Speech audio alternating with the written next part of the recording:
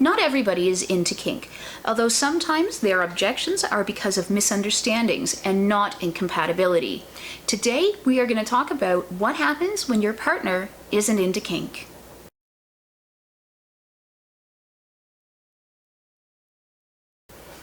Hey guys, it's Morgan with BDSM Relationships and Education. Thank you very much for checking out this video. If you haven't done so already, please don't forget to subscribe to my channel.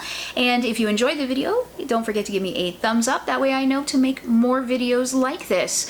If you would like, go over and check out my Patreon. I will include a link up here and in the description box. And that way you can check out some of the content that I'm posting exclusively on Patreon.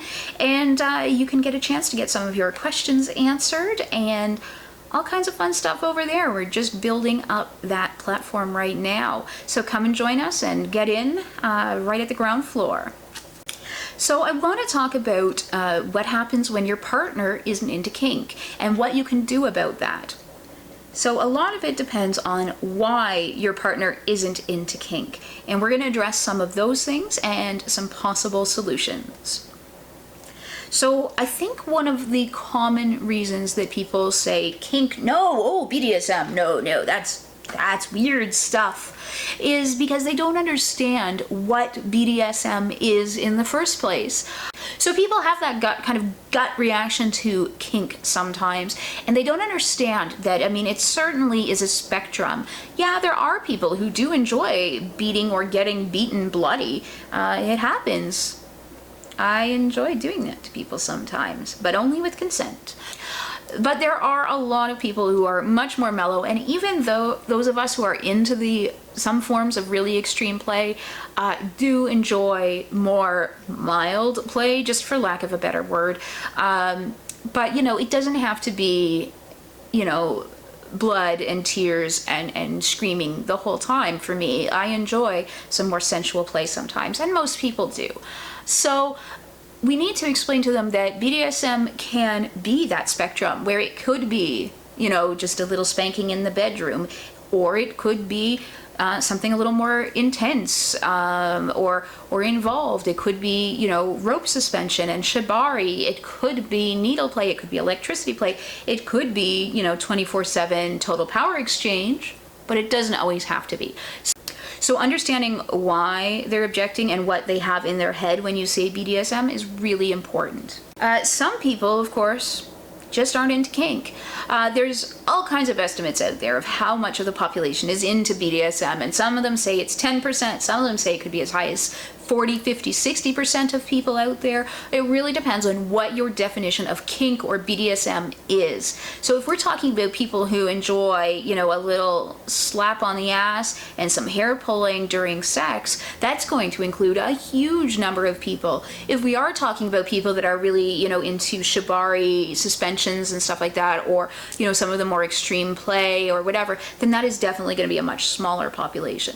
So it really depends. But some people just really aren't into it, and that's totally okay. There is nothing wrong with being vanilla. Vanilla is not a dirty word.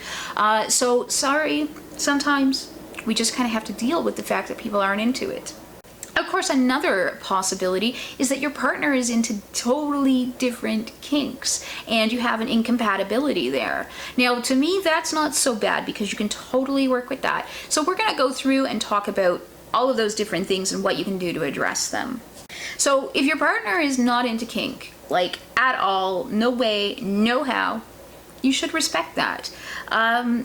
You know, you can't force somebody to be into something that they're not. And BDSM is all about consent, right? We don't want to coerce somebody into doing BDSM with us and they really don't feel comfortable doing it. That's no good. That's not BDSM. It very quickly becomes abuse. So at that point, you have a couple of options. One, you can figure out whether your partner is willing to entertain you and sort of go through the motions and to help satisfy your kink urges every once in a while. And if that's the case, then you have a very amazing partner who's willing to do that for you, and you should really appreciate what they're willing to do there and not push them, and don't get greedy, and make sure that you do something really nice and maybe explore some of their fantasies in return, even if you're not totally into them. If it's something that you could do, then I think that, you know, that's a pretty good trade-off. Another option is to think about how important kink is to your life. Do you need BDSM in your relationship, or can you live without it? If you are happy in your vanilla relationship and you can live without BDSM, then, well, there's your answer. You can just continue on in your relationship without kink. And, you know, maybe over the years, people change. They may decide they want to explore at a later date, but, you know, don't push it. Don't coerce them, don't nag them, don't do any of that stuff. Let them come to it naturally if they ever do, but don't hold your breath. Be prepared to live and have a vanilla relationship. Now, your other option is to talk to your partner about getting your kink needs met elsewhere. Now, I don't condone cheating in any way. I don't think you should go behind your partner's back and, you know, go and have, you know, a side person that you do kink with or anything like that. But what I mean is sit down and talk to your partner and say, this is something that's really important to me. Would you be okay if I visited a professional dominant and got my kink needs met that way, or a professional submissive and got my needs met that way? And you could, you know, look at professionals together. You could make sure that you choose somebody who does not offer sexual services, if that's something like a hard limit for your partner, and that so that it's only kink and no sexual side to it. Most professional dominants don't offer sexual services, so that shouldn't be hard to find. You could explore the idea of having an open relationship, whether that is fully open where you can have sexual relations with other people, and of course that also opens it up for your partner to go and pursue other partners as well, unless you agree to a mono-poly situation where one of you is monogamous and one of you is polyamorous. You could pursue just having kinky friends that you can hang out with, do some kink play with, and not have sexual relations with them. Whatever works for you and your partner. Now, there is always the chance your partner is going to say no. Right? And if they do, you need to respect that. And then you're back to the option before where you need to decide, is this something you need in your life, or is it something you can live without? Now, if your partner's not into the same kinks as you, that isn't too difficult, usually. Depends on what the kinks are. But you could have a lot of fun sort of trading off and saying, okay, today we're going to satisfy your kinks, and tomorrow we get to satisfy my kinks. Now, it will mean that you're doing stuff that you're not totally into, but for a lot of us into BDSM, part of our enjoyment comes from either the power exchange that we're engaging in or the reactions of our partners. I mean, I've done stuff that I'm not really into the kink itself, but I've thoroughly enjoyed myself because I enjoyed the reactions of my partner, and I enjoyed that it gave me a sense of power over my partner.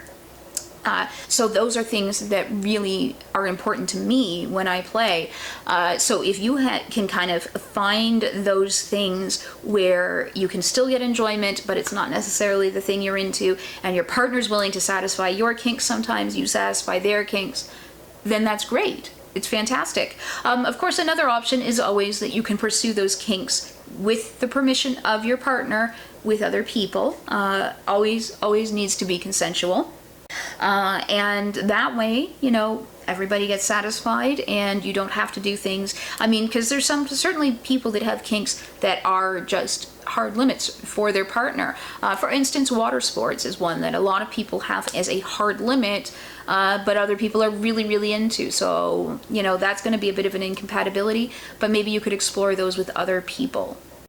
Now, I saved misunderstanding what kink is for the end because it's sort of the biggest one, and I have sort of the most advice there. It's the hardest to kind of deal with, I think, in a lot of ways. So there can always be a really bad sort of public image of BDSM. You know, a lot of people were very critical of the 50 Shades series, and they had every right to be, where there was abusive behavior within those books. There was stalking. There was, you know, emotional manipulation from Anna to Christian, all kinds of stuff like that. So it gave people a pretty bad idea of what BDSM is if they weren't into it already. So that can be a problem. Also, it could be a problem when you just say I'm into BDSM and I'm a sadist. They're gonna think that you want to do terrible things to people, which you probably do, but only consensually. But they may not understand that for you, that means, you know, giving a spanking or a paddling and just making a bum nice and red, and nobody has to cry, and there doesn't have to be any blood or craziness or anything like that. So when it comes to those kind of misunderstandings, the best way is not to say, I'm into BDSM and I'm a sadist, but the best way to approach it is to say, I'm into, you know, like a little spanking during sexy times, and sometimes like I have this nice fuzzy paddle that'll be kind of soft and just, you know, spice things up. So you kind of can approach it that way and ease your partner into it, where that's not going to be too scary. But if you're like, I want to make you bleed, then, well, you know, you're not going to get very far that way convincing anyone. I'm sure I will get all kinds of nasty private messages for that. But anyways, just start small, work your way up, I guess, that's my advice for like so many things in BDSM. I know I say it all the time, but don't overwhelm your partner with all kinds of language that they're not going to understand, or words they're going to hear sadist and be like, but that's what murderers are or something, right? Like, so you just don't want to confuse them. You want to make sure you guys are on the same page. So describe specific activities and specific feelings and things like that you want to get out of BDSM play. You can also spend some time recommending books and educating your partner about what real life kink is all about. I'm going to do some more book reviews coming up very soon. You can see I don't know how much of this shelf you guys can see, but I've got a whole shelf there full of books about BDSM. So I'm going to start getting some of those up there and reviewing them. I'll leave a couple of books in the description box as well that I really think are worthwhile buying. You can always check out my book. I'll just throw that in there.